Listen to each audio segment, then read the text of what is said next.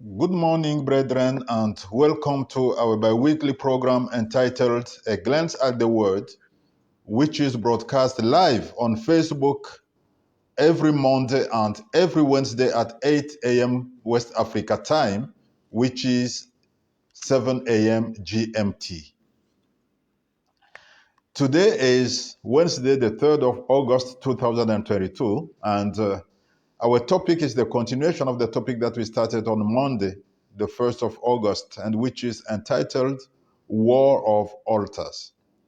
And today is part 2 of this teaching. Let's read Exodus chapter 20. It's the last passage that we read on Monday. Exodus chapter 20, verses 24 to 26. Exodus chapter 20, verses 24 to 26. An altar of earth you shall make for me, and you shall sacrifice on it your burnt offerings and your peace offerings, your sheep and your oxen. In every place where I record my name, I will come to you and I will bless you. And if you make me an altar of stone, you shall not build it on hewn stone, for if you use your tool on it, you have profaned it. Nor shall you go up by steps to my altar, that your nakedness may not be exposed on it. Let's read it again. An altar of earth you shall make for me, and you shall sacrifice on it your burnt offerings and your peace offerings, your sheep and your oxen. In every place where I record my name, I will come to you, and I will bless you. And if you make me an altar of stone, you shall not build it of hewn stone, for if you use your tool on it, you have profaned it. Nor shall you go up by steps to my altar, that your nakedness may not be exposed on it. You see, as we said on Monday, the altar was first designed as a place for offerings and sacrifices. That was the very first function for the altar. We'll see the other functions later, not today. But the very first function of an altar is to offer offerings and sacrifices. An altar is a place of encounter where man goes to give offerings and to offer sacrifices either to God or to a divinity and receive in return what is linked to those offerings and sacrifices. In fact, man goes with an offering or a sacrifice to the altar. That's first thing. Next, he puts the offering or the sacrifice on the altar. Then he offers that sacrifice or that offering either to God when the altar is of God, or to a divinity when that altar is not of God.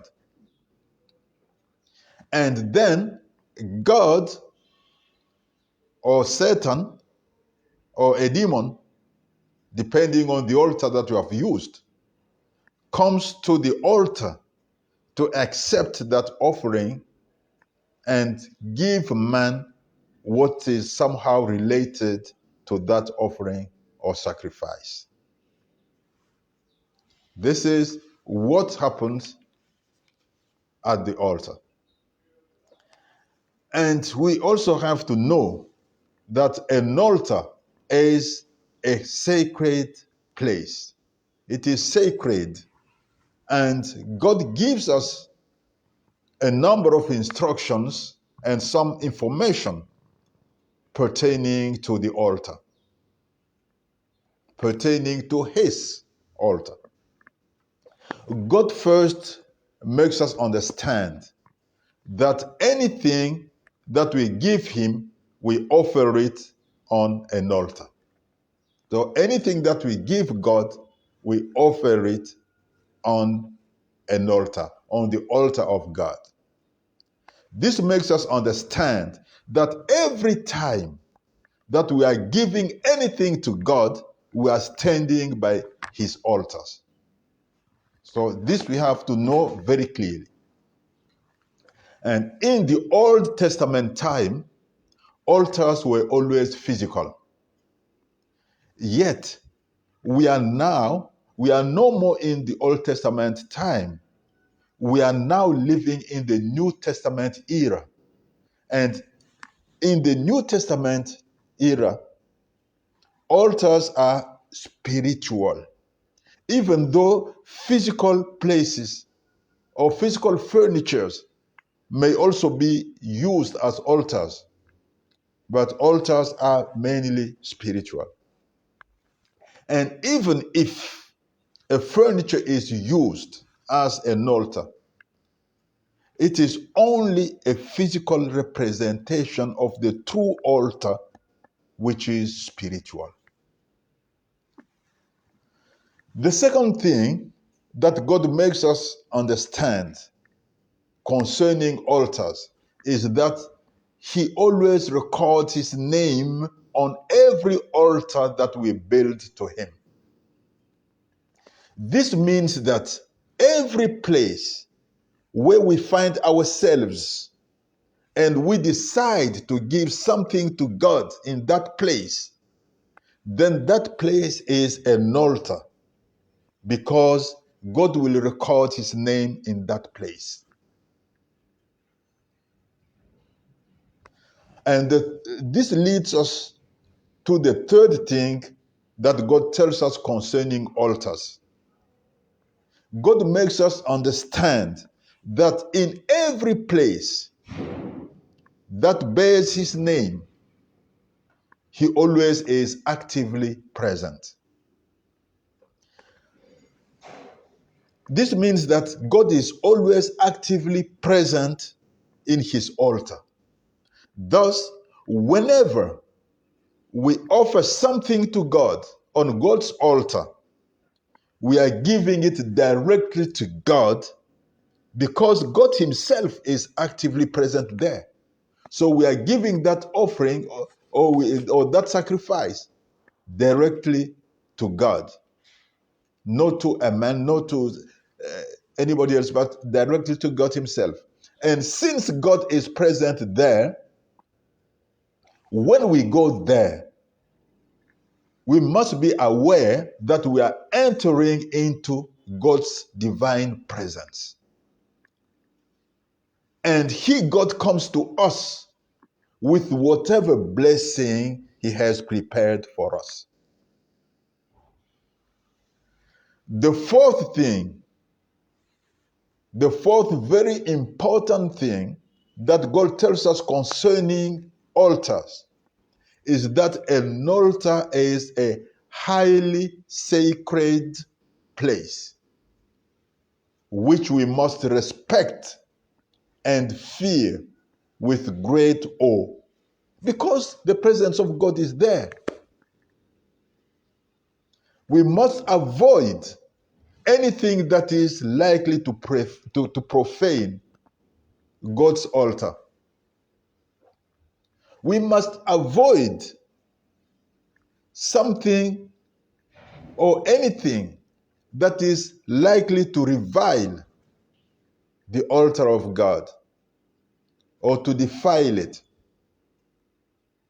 For example, we must not deform or distort the altar of God. And also, we must not revile God's altar in any way at all. We must not bring into the presence of God anything that is soiled or dirty. We must not bring to the altar of God anything which we know that it is soiled, that it is unclean, that it is not pure, or that it is dirty.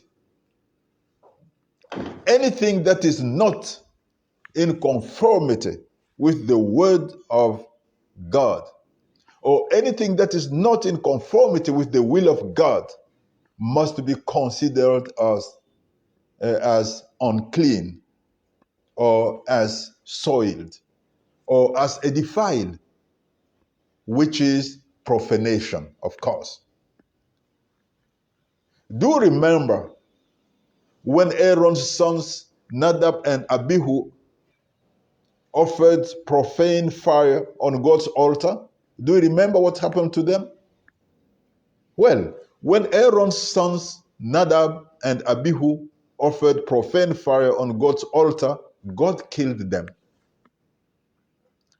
God killed them because they profaned God's altar. And God also killed Eli's sons, Hophni and Phinehas, because they profaned and corrupted God's altar in Shiloh. God is very strict and exacting in all that concerns his altars. For example, God requires the person who is presenting his offering to be decently dressed. Yet Satan is never, never far from you. This you have to know and keep in mind. Satan is never far from you. As the Holy Bible says in 1 Peter chapter 5, verse 8, Satan is always walking about like a roaring lion, seeking whom he may devour. You know, there are many ways that Satan can devour somebody. And one of those many ways is to divert the person from God's altar to the altar of Satan. You know, Satan has his own altars. In the same way as there are altars of God, there are also altars of Satan. Satan has his own altars. He has his own altars which are dedicated to him, just as there are altars that are dedicated to God. Let's not forget and let's keep in mind that in the world there are two masters, God and Satan. Jesus himself taught about this. There are two masters. One master is God, one master is Satan. You are the one to know which master you belong to. Which master is your master? Because either you commit yourself to God or you commit yourself to Satan. When you don't commit yourself to God, this means that you are committing yourself to Satan. This you have to keep in mind. So in the same way as there are two masters, God and Satan, in the same way as you may commit yourself either to God or to Satan, in the same way also an altar that is not dedicated to God is automatically dedicated to Satan. Because remember, we said that if you don't commit yourself to God, then you are committing yourself to Satan. So it's the same thing with altars. If an altar is not dedicated to God, then that altar is dedicated to Satan. Any altar that is not an altar of God is an altar of Satan. And any offering that you are not offering to God, you are offering it to Satan. Any sacrifice that you are not offering to God, you are offering it to Satan. I want all of us to keep this in mind. Either you commit yourself to God or you commit yourself to Satan. And know also that any time that you are profaning the altar of God, you are in fact consecrating that altar to Satan. So in the same way as an altar of God is a place of encounter between God and man, an altar of Satan is also a place of encounter between Satan and man. So if you profane the altar of God, you are consecrating that altar to Satan, and you are going to meet with Satan. You are going to have an encounter with Satan. In the same way as God comes down to his altar to take man's offering and man's sacrifice and give man his own blessings, in the same way also Satan goes to his altar to take man's offering and man's sacrifice and give man whatever evil thing he has prepared for him. And also know one important thing. Satan has declared a war in man's heart, in man's life, between God's altars and Satan's altars.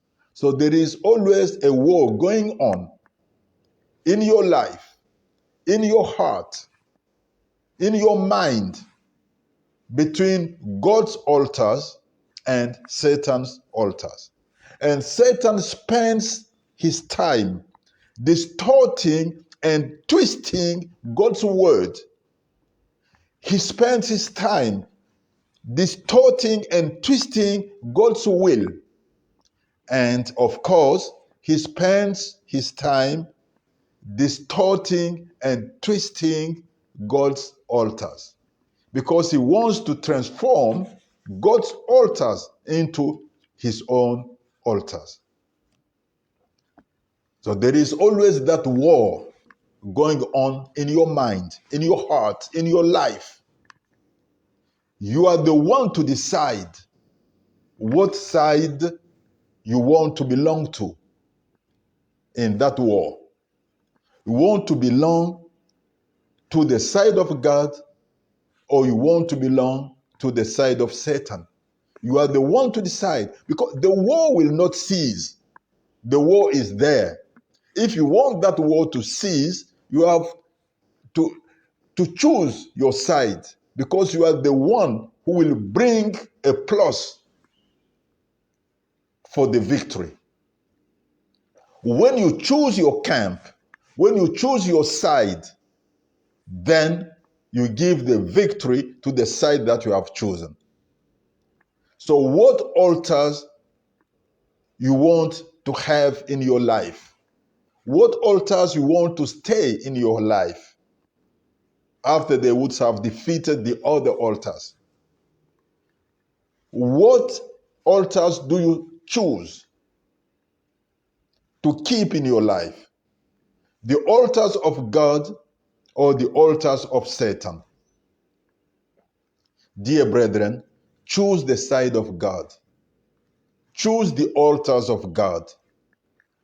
Don't make the mistake of choosing the side of Satan, my friend. Satan is not your friend. Satan is your enemy. And Satan cannot give you anything good. Choose God's side. Choose God's altars. This is what I can tell you for today. That choose the altars of God.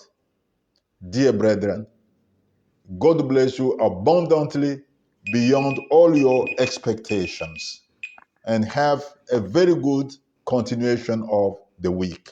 We'll meet again on Monday, the 8th of August, for the continuation of the same topic, War of Altars.